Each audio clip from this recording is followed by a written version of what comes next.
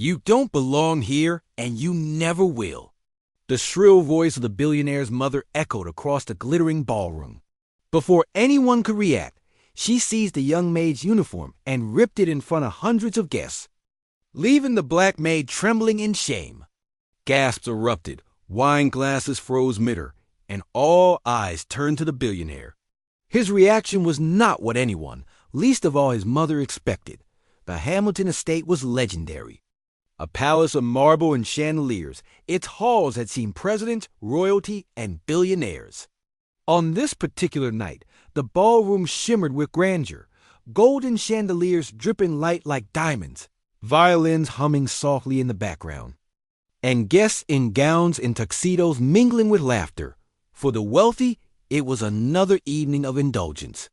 For the staff, it was another night of invisible labor. Among them moved Grace Johnson, a young black maid in her early 20s. She had been working at the Hamilton estate for only a month. Her uniform was neatly pressed, her shoes polished, her hair tied back with care. She carried trays of champagne with quiet grace, her every move deliberate and professional. But behind her calm, there was exhaustion. Grace was working nights here while attending community college during the day. Her dream was to become a teacher, but tuition didn't pay itself. Each hour in this mansion was a step closer to that dream. Little did she know tonight would change her life forever. Dot at the head of the room, Eleanor Hamilton, mother of billionaire Charles Hamilton, surveyed the gala like a queen on her throne. Eleanor was a woman of iron pride, born into old money, convinced that status was inherited, not earned. Her son, Charles, had built the family fortune into an empire. But in Eleanor's mind, the staff, especially those she deemed beneath her, were little more than shadows. When her eyes fell on Grace, carrying a tray past the staircase, a cold smile touched her lips. "Stop!" The word cracked through the air like a whip. Guests froze mid-conversation. Grace halted, clutching her tray, her eyes flicking nervously toward Eleanor. "Come here," Eleanor commanded. Grace stepped closer, bowing her head respectfully. She had learned early that service often meant silence. But Eleanor had no intention of letting her remain invisible tonight. "Look at you," Eleanor sneered loudly, ensuring every guest could hear. "Strutting around my son's home in this uniform. Do you really think this makes you one of us? Do you think wearing black and white cloth gives you dignity?" Whispers spread. A few guests averted their eyes. Others leaned in, hungry for spectacle. Before Grace could speak, Eleanor's hand shot out. With shocking force, she grabbed the collar of Grace's uniform and ripped downward. The fabric tore audibly, the sound echoing in the silent hall. Grace gasped, clutching the torn uniform against her chest, her face flushing crimson as tears stung her eyes. Gasps erupted from the crowd. Someone dropped a glass. The violin stopped mid-noting. Then, silence. Eleanor stood tall, her lips curled in cruel satisfaction. "Know your place," she hissed.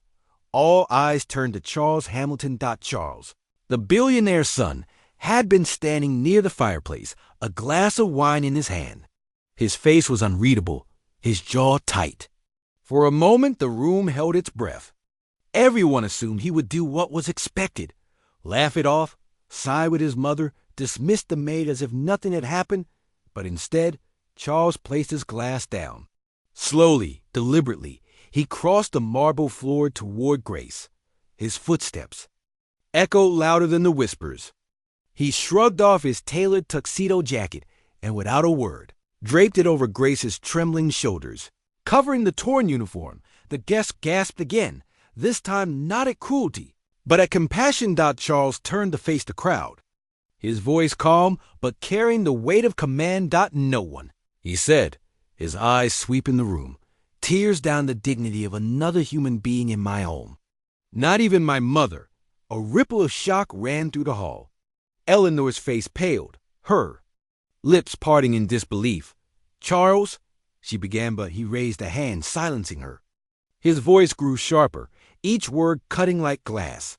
"This young woman has worked harder in a day than many of us have in a lifetime of privilege. She carries herself with grace, respect, and strength.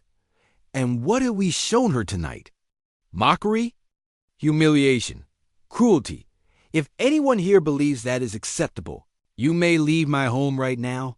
The silence was deafening. Guests shifted uncomfortably. A few lowered their heads, ashamed. Others clapped quietly, then louder until applause echoed against the chandeliers. Eleanor stood frozen. Her authority shattered. Grace, tears streaming down her cheeks, whispered softly, "Thank you." Charles turned. To her, his voice gentle, "You owe me nothing." "They owe you respect." The moment spread beyond the ballroom. Guests had recorded it on their phones, and within hours, clips went viral. Headlines blaze. Billionaire defends Maid against his own mother, and Charles Hamilton chooses dignity over blood. Eleanor became a symbol of outdated arrogance. Charles became a symbol of leadership and respect. But more importantly, Grace's name, once invisible, was now known. People flooded social media with messages of support. Scholarships were offered. Schools reached out, inviting her to continue her education without debt. Grace left domestic work within months. She enrolled full-time in university, pursuing her dream of becoming a teacher. And at her graduation ceremony years later, Charles Hamilton quietly sat in the audience, clapping as loud as anyone. As for Eleanor, for the first time in her life, she was silenced. She realized too late that wealth and pride crumble when faced with truth and dignity. She had tried to strip Grace of her uniform, but instead, she had given her a platform. That night in the Hamilton mansion was not just about a torn uniform. It was about a line drawn in marble, between arrogance and respect, between cruelty and compassion, between old power and new dignity. True wealth isn't measured in estates, fortunes, or chandeliers. It's measured in how we treat those who serve us. What about you? If you had been in Charles' place, would you have defended Grace, even against your own family? Share your thoughts below and don't forget to subscribe for more cinematic stories of dignity, justice, and hidden heroes.